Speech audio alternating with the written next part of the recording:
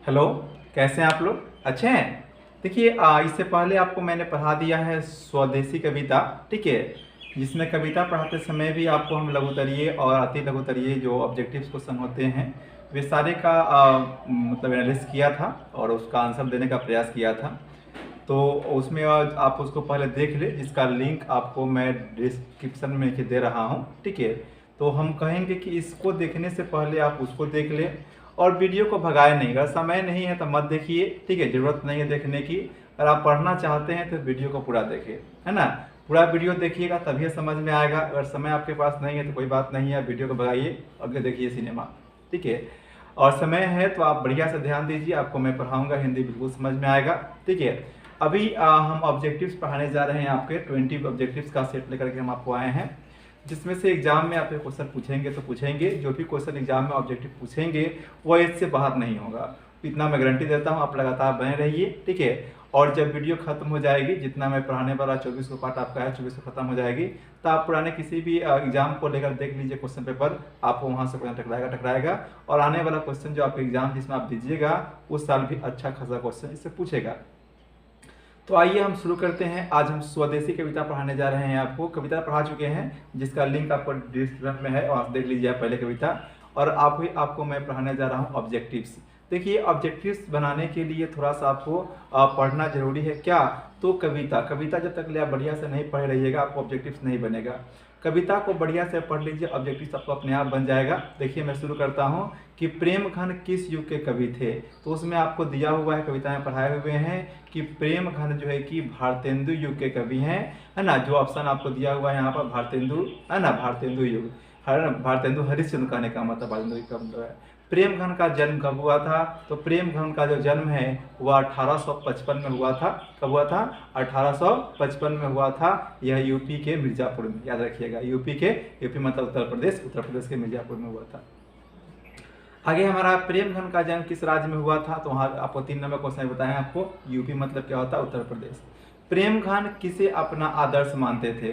तो चूंकि यह भारतेंदु युग के कवि थे तो भारतेंदु हरिश्चंद्र को ही अपना आदर्श मानते थे। कौन कौन? प्रेम घन जो है कि किनको अपना आदर्श मानते थे? तो भारतेंदु हरिश्चंद्र को। रसिक समाज की स्थापना किसने किया? रसिक समाज, देखिए, एगो आपको पढ़ाए हैं इससे पहले कविता, आपको काफी अच्छे से पढ़ाए थे, प्रेम मैनी राधिका, उसमें रसिक समाज था, ठीक है। उसमें सुजान रस खान था, ठीक है, और इसमें रसिक समाज है। सुजान रस खान की बात यहाँ नहीं कर रहे हैं, रसिक कवि रस खान की बात यहाँ नहीं हो रहा है, रसिक समाज की बात हो रहा है। तो रसिक समाज की स्थापना किसने किया था? तो आपको याद होना चाहिए, प्रेम घन ने किया था, याद रखिएगा। सुजान रस खान की रचना किए थे रस खान, और रसिक समाज की स्थापना किए थे कौन? बताया ना आपको, कौन? प्रेम घन। देखिए, आगे हम आपको बताते हैं कि प्रेम घन ने डैश ईस्वी में रसिक समाज की स्थापना किया था। तो रसिक समाज की स्थापना वो कब किए थे? 74 में किए थे। याद रखिएगा कि 1875 में उनका 1855 में जन्म हुआ था, और 1874 में जो है कि उन्होंने रसिक समाज की स्थापना किया था। आनंद कादम्बिनी पत्रिका के संपादक कौन थे? आनंद कादम्बिनी पत्रिका के संपादक हमारे प्रेम घन जी है, ध्यान रखिएगा। आनंद कादम्बिनी के संपादक कौन हमारे हैं? प्रेम घन। उसके बाद में है नागरी नीरद। क्या है? नागरी नीरद नामक साप्ताहिक पत्रिका का प्रकाशन किसने किया था? तो याद रखिए, वो भी प्रेम घन ही किए थे। कौन? नागरी नीरद नामक साप्ताहिक जो पत्रिका है उसका संपादन किए थे हमारे प्रेम घन। देखिए, आपको मैंने कहा है कि पहले आप कविता पर देख लिए होइएगा, जो उससे सारांश मैंने पढ़ाया है, तो आपको यह बिल्कुल समझ में आ जाएगा, ठीक है। आगे हमारा है कि साहित्य सम्मेलन के कलकत्ता अधिवेशन के सभापति कौन रहे हैं? तो एक साहित्य सम्मेलन हुआ था इनके समय में, किनके समय में? प्रेम घन के समय में। तो उस समय कोलकाता में हुआ था, कोलकाता अधिवेशन हुआ था। तो उसके जो चुने गए थे अध्यक्ष, हमारे प्रेम घन जी चुने गए थे, ध्यान रखिएगा। सभापति अध्यक्ष कौन चुने गए थे? प्रेम घन। उसके बाद में प्रेम घन की रचनाएं डैश नाम से संग्रहित है। उनकी जो भी रचनाएं हैं उनको एक किताब में संग्रहित किया गया है, जिसका नाम है प्रेम घन सर्वस्व। क्या नाम है? प्रेम घन सर्वस्व। इस नाम से उनकी रचनाएं संग्रहित है, ध्यान रखिएगा। प्रेम घन की रचनाएं किस नाम संग्रहित है? प्रेम घन सर्वस्व नाम से। प्रेम घन कवि है ना, प्रेम घन कवि के साथ साथ डैश भी थे, कवि के साथ साथ डैश भी थे, तो निबंधकार भी थे, नाटककार भी थे और समीक्षक भी थे। इसका आंसर हो जाएगा उपरोक्त सभी। क्या हो जाएगा? उपरोक्त सभी।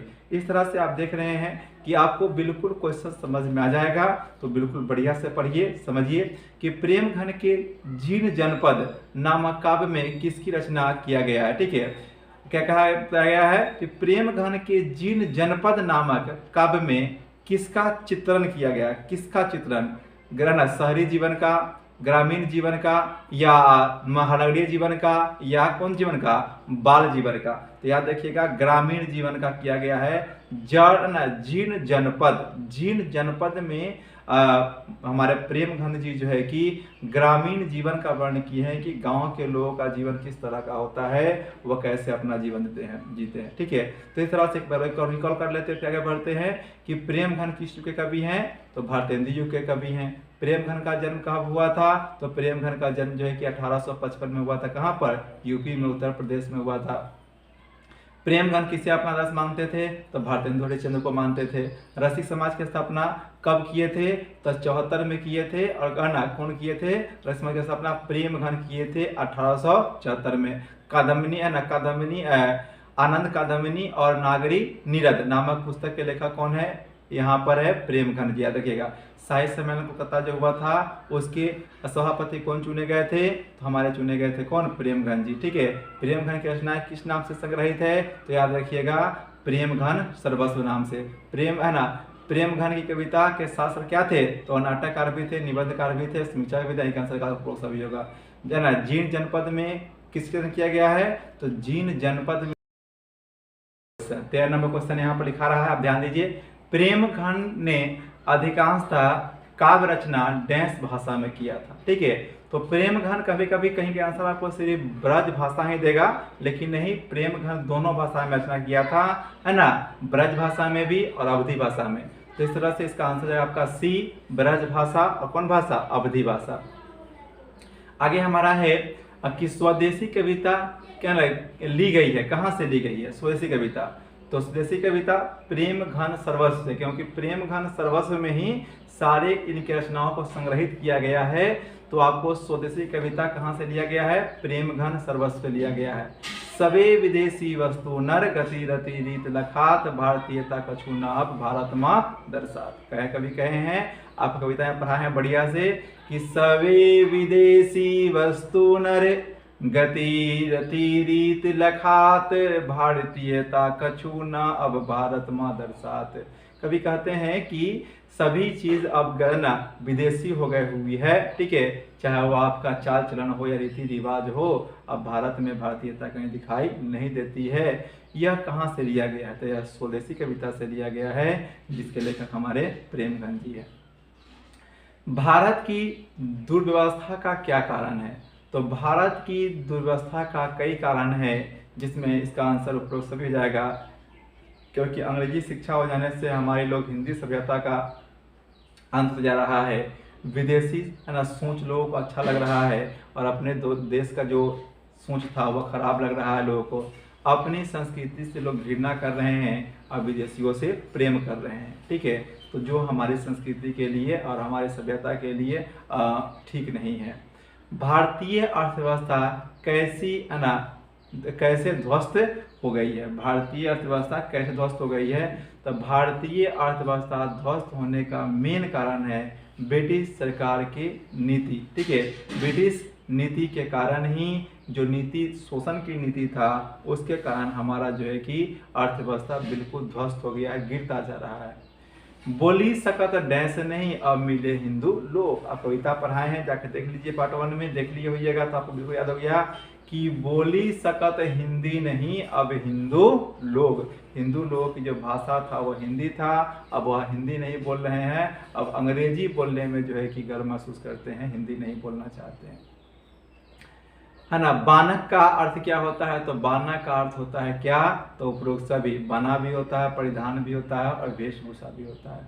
अंतिम क्वेश्चन हमारा है कि खाम ख्याली का मतलब क्या है। खाम ख्याली कभी कभी काम ख्याली देगा, कभी कभी खाम ख्याली देगा, दोनों का मतलब एक ही होता है, कोरी कल्पना करना, खाली ख्याल में करना कि हम डीएम बन जाएंगे, ठीक है। आप पढ़ाई करना है ये नहीं, ठीक है। तो पढ़ाई अगर कीजिएगा नहीं तो आप डीएम बनिएगा नहीं। अगर पढ़ना है, कुछ बनना है भविष्य में, अपने माता पिता का नाम ऊँच करना है, ठीक है, तो आपको पढ़ना बहुत ज़रूरी है। तो आप पढ़िए। इस तरह से आपका ये 20 क्वेश्चन मैंने कंप्लीट करा दिया। आप इसका रिवीजन कर लीजिए। उसके बाद में मैं आपको दूसरा कविता का लेकर के आऊँगा अगले वीडियो में। तो उसका नोटिफिकेशन आप लेने के लिए आप मेरे चैनल को सब्सक्राइब कर लीजिए, वीडियो को लाइक और शेयर कीजिए, ताकि जो लोग नहीं